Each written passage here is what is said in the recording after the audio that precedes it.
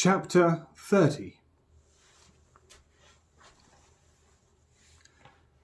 Maggie's farm almost had a decent atmosphere. Almost.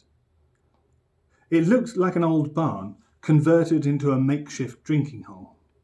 Aged wooden pallets propped up the bar. The cobbled-together stage was lit by a cheap string of fairy lights, where a hairy trio in dungarees played bluegrass. Now and then, the power failed, and various bulbs around the barn flickered. The bar drone habitually reached back and thumped a noisy generator under the lights. It served customers their drinks in jam jars, and a haze hung in the air from the loose straw littering the floor.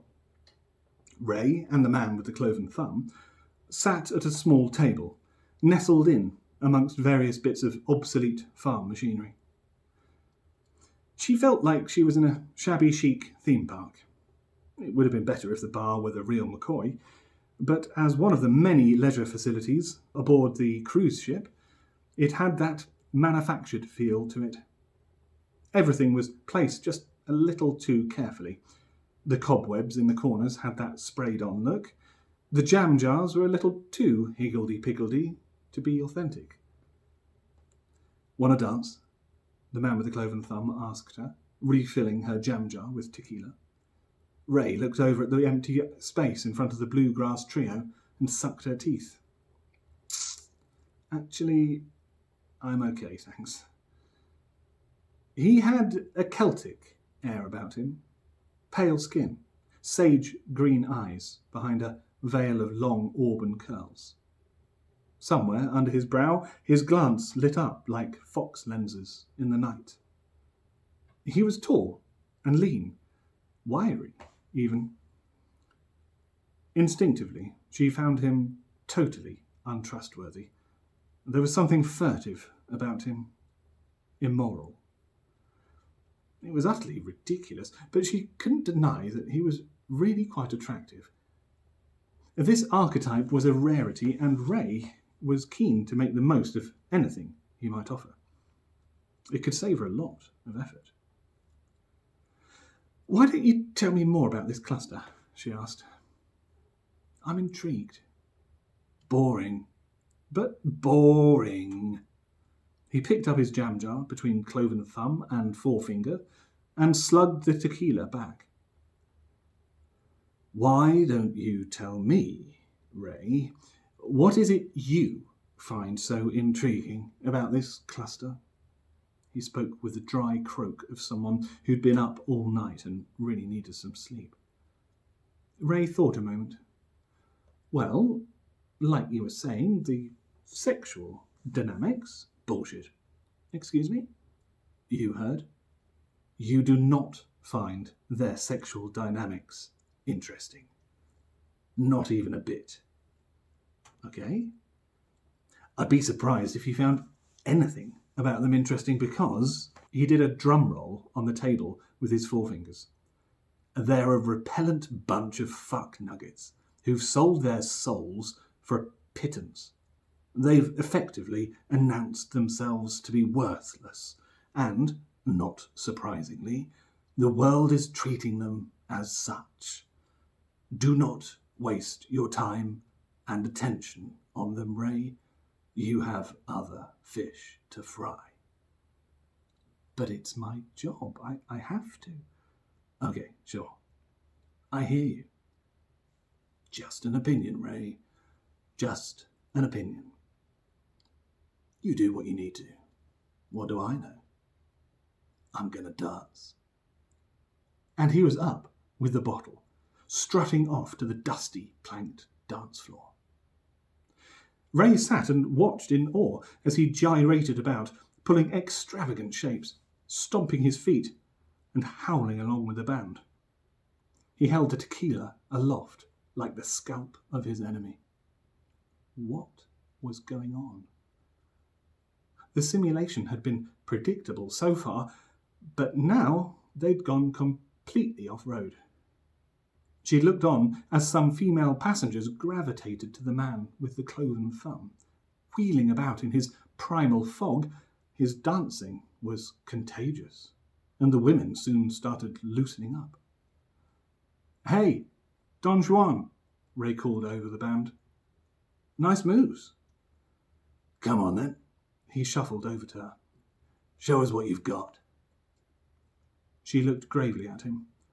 "I do not dance. This is a well-known fact." "Rubbish." He did a funny little swagger in front of her and crouched to touch the floor. "Just move those feet." "I haven't got time, really." She got up to leave. "It looks fun, but the cluster. My report. I'm off." He scooped around to stop her, placed the bottle firmly in her hand, took the other and moonwalked her back to the dance floor. 1 minute. Just move to the music with me for 1 minute. Come on. What can you possibly be embarrassed about? It's only a damn simulation. What have you got to lose? With a roll of her eyes, Ray conceded. She had a swig of the tequila, threw the bottle over her shoulder, and started nodding to the beat. It was all very unorthodox. But fuck it. She would not be outdone by a goddamn simulation. Clicking her fingers, Ray gathered herself, then raised a knee and drove her heel down into the ground in a melodramatic pose. At precisely the moment her foot met the floor, a thunderous boom resonated through the entire structure of the ship, shaking the bar and every glass in it. The band stopped, and a murmur of alarm spread over the passengers. Ray looked down at her foot, then up at her companion. "Whoa. We need to go," announced the man with the cloven thumb. "Now, Ray, did you hear me? We need to get out of here." He took a hold of her arm. "I said..." "Yes, Mr. Grabby Hands, I heard you." She shrugged him off. A torturous wrench of sheared metal screeched through the ship. The ground skipped, juddered, then tilted violently. Ray fell and slid a few yards along the listing floor. The man with the cloven thumb helped her up. "Ray, it's the cluster. Extract yourself from metastasis." He pointed at her eyeline. "Tap out." More sounds of metal structures bending and warping. The lights went out, and the floor's angle shifted again. Ray tapped her eyeline, and a torch beamed out from her wrist console. She found her bearings and made her way to the entrance. "What are you doing? Tap out. You need to leave." "What I need," came her reply, "is to get a better look at what's happening." Ray headed to the door, balancing and compensating for the strange new angle of the room. The man with the cloven thumb followed her with thunder in his eyes. Only a few moments ago, the empty deck outside had been full of passengers lazing on deck chairs. Now the great cruise ship was listing severely. All the sunbathers lay in a painful pile on what had been an external wall, but was fast becoming the floor. Ray and the man with the cloven thumb looked over the rails at the rest of the ship. What they could see of it was sinking. A huge fire in the aft quadrant plumed thick black smoke. It seemed that a significant proportion of the cruiser had broken off and was boiling away into the ocean. Ray saw enormous propellers churning the sea, but it was difficult to make much out through the smoke. Their section of the ship jutted down at a perilous angle and was sinking fast. Between wails of buckling steel, Ray could hear passengers screaming and moaning. The heap of sunbathers lay in a contortion of naked limbs, slippery with sun cream and blood, tangled in an impossible mess with the chairs and tables. Explosions shook the ship, and looking over the side, Ray saw flames roar out from the decks below, casting glass and fire out like cannons from an old galleon. This is very fucking peculiar, she muttered to herself. What's happening? We're sinking, the man replied. The ship is going down, and it's going down fast. You need to tap out of here, Ray. Do it now, for fuck's sake. But this can't. It can, and it is. Tap out. She looked down at the writhing ocean as they plummeted towards it. A lifeboat had been deployed, swinging crazily from its ropes and banging against the side of the ship. An explosion from the adjacent deck ripped through it. Its bow dropped and tipped burning passengers out into the ocean. Ray tried not to let the carnage distract her. She'd never seen a simulation destruct this way before.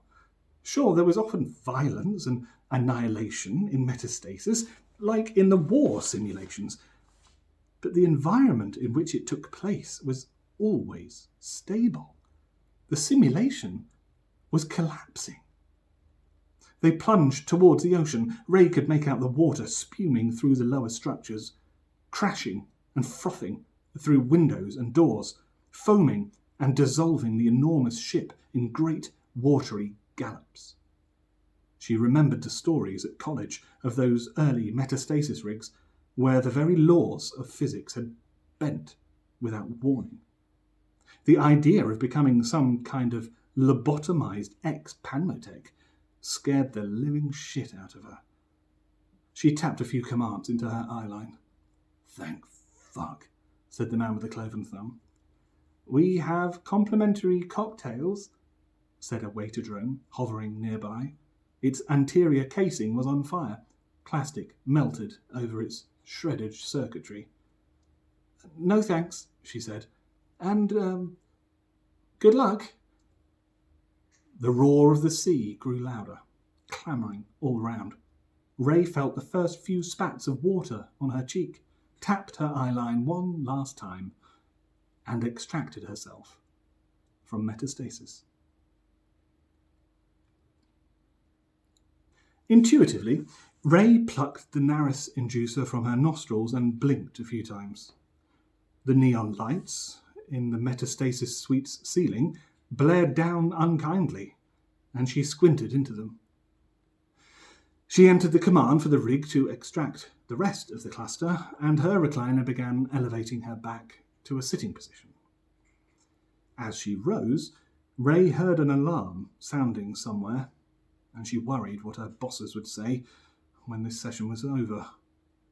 Clearly, something had gone wrong. There'd be hell to pay. Time to update her CV. The recliner came upright, and Ray caught her breath as the rest of the cluster rose smoothly up in their chairs.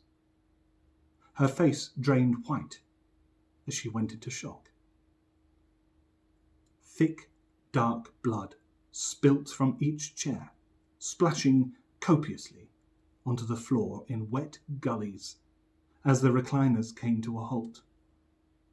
The cluster all sat limp, heads hanging at odd angles, each of their throats sliced wide open in an awful display of arteries and esophagi and flesh and vertebra. Gaping new orifices, all grinning proudly at Ray. The circular space in the middle slowly pooling in a thick crimson flood. Overwhelmed, trauma took Ray, and she lost control of her trembling body. She picked out one detail to focus on, one simple component in the macabre scene that might anchor her. An empty recliner, dry and vacant, clean and normal. Perdita was missing.